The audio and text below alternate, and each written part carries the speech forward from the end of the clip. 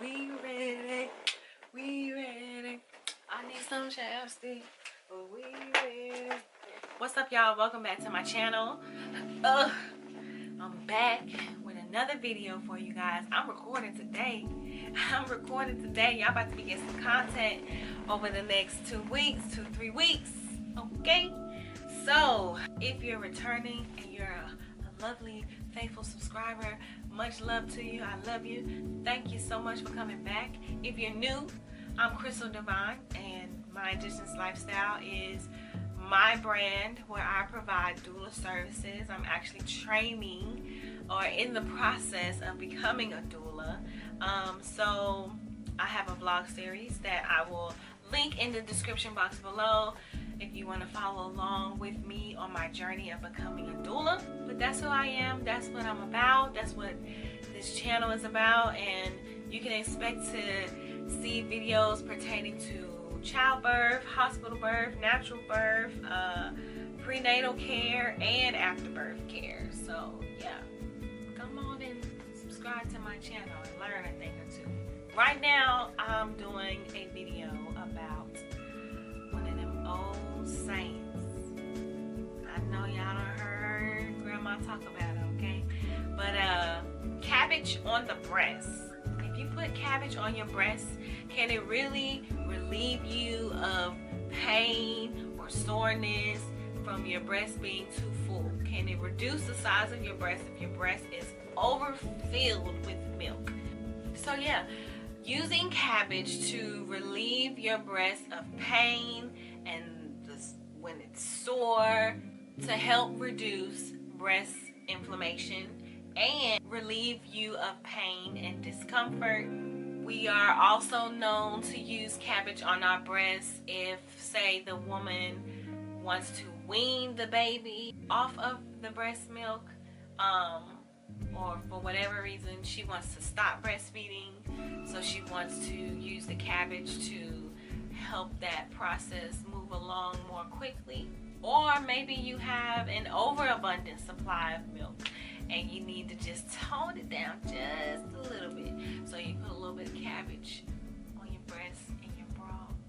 Let's talk about breast engorgement, okay? Breast engorgement happens when your breasts are full with breast milk and the breast milk is not being relieved through breastfeeding or even pumping.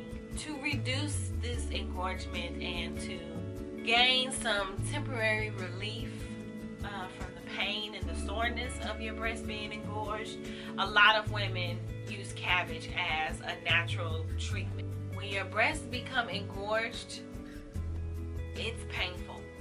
It's very painful. Your nipples can even get painful and stiff, and then that can create problems for the baby when the baby is trying to latch on properly. Me personally, I have never tried it, but I do know someone who did try it. It's funny because her grandma actually told her about this, and she had made a decision that she wasn't going to breastfeed anymore. She was just going to formula feed. So that's why her grandmother had told her to do it to, you know, get the breast milk out of the body. And she said it worked. She said it worked. So she's actually the only person I ever known personally who has done that and has shared it with me. I did not try it though. I never really had any. I wasn't trying to get rid of my breast milk. I was trying to keep it. I'm trying to get the remedy to make more. That's what I was doing. So I personally never tried it, but it works. Apparently it works, and a lot of women do this too. Now, experts say that they have not found a property in the cabbage that helps to decrease engorgement, and they kind of write it off as saying that, you know, the cabbage works as a cold press, because when you use the cabbage, it has to be cold. So you put it in the refrigerator and let it chill, and then you take it out and put it on your breast while it's cold.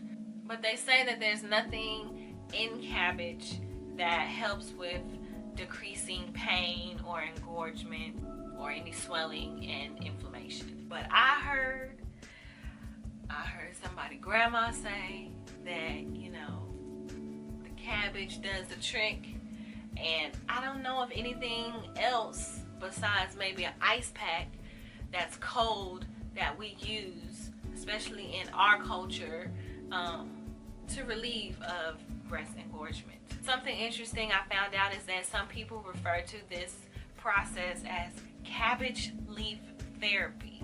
It's a real thing. Google it. Cabbage leaf therapy.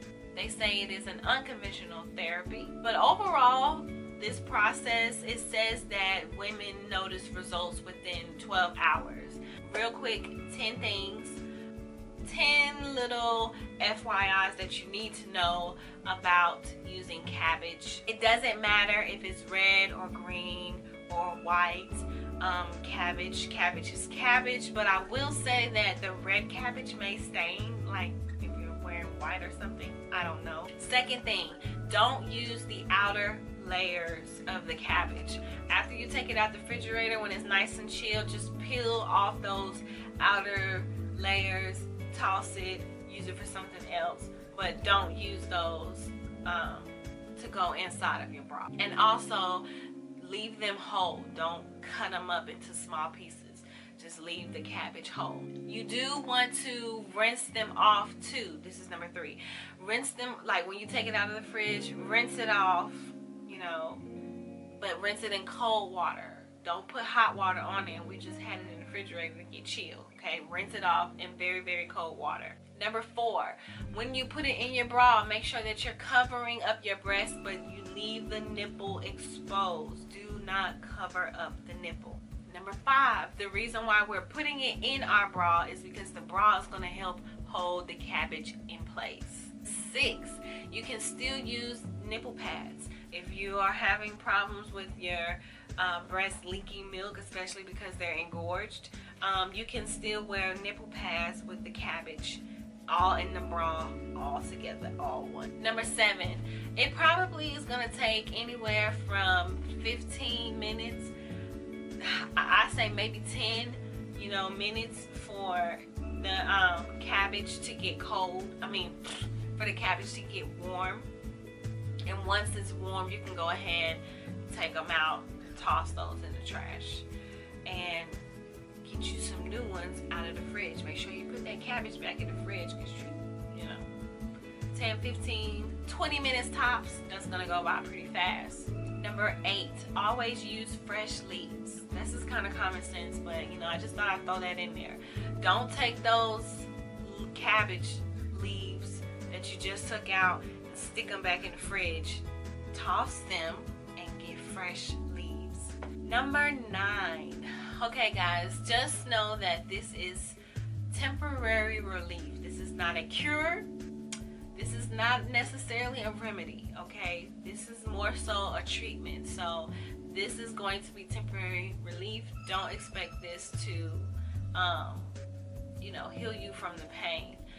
The only way to get rid of breast engorgement is to pump or feed from that breast as much as possible and just get the milk out of you. That's it. When you don't get the milk out of you, then this is your end result. So if you want the pain and the soreness and the enlargement to go away or reduce, then get that milk out of that breast one way or another. And lastly, number 10, you could do nothing. You could do nothing at all. Suffer it out, and in 1 to 2 days, you know, the engorgement will go down. Your milk supply will have reduced as far as the amounts that it's going to produce. And, you know, you won't be engorged anymore. But do you want to thug it out for those 1 to 2 days? Is that your intention? Are you purposely trying to get rid of the breast milk? Or are you in a situation where you're trying to prevent that from happening? Either way, you know, evaluate your situation and make a decision that's best for you. And hey, if cabbage sounds like it's a good thing for you to try, by all means try it. That's why I'm doing this video, so you know more about it and it's not so much of a myth. As far as causes, I mean, you get breast engorgement from not relieving your breast of milk. So there's many reasons out there why that could happen, but ultimately that is the cause for this. And Cabbage is a method for temporary relief. Okay. Only thing I can say is that in the beginning, when we have first given birth and we go to feed our baby, maybe for whatever reason we're having trouble latching on, after 2, 3, 4 days of your body getting these signals to produce milk, but the milk is not being relieved, then you could be engorged that way too. So that's one other way that I can think of. But you know, it all goes back to just being mindful too about the way that we deliver our baby, or the way that our labor goes, because there are things that we do in our labor that can make breastfeeding difficult and ultimately make latching difficult. And then here we are now with engorged breasts, and you see how everything is just like a domino effect. Like, so many things can happen because of one simple decision. So be mindful of everything that has to do with childbirth, and know that when labor is done, it doesn't necessarily mean that you're out the woods and you're clear. Okay, not necessarily true at all. A lot of women who die from pregnant or labor related issues, it is because of something that happened during labor. Let me rephrase that. A lot of women who die because of a pregnancy related issue, more than likely it happened during labor. Something during labor triggered that. So that's all I got for you guys today. Thanks for tuning in to another of my videos. I hope that you learned something. And you know, if you have anything that you want to share or add on about the cabbage, let me know, because like I said, this isn't anything that I've done personal. So I just did a little research.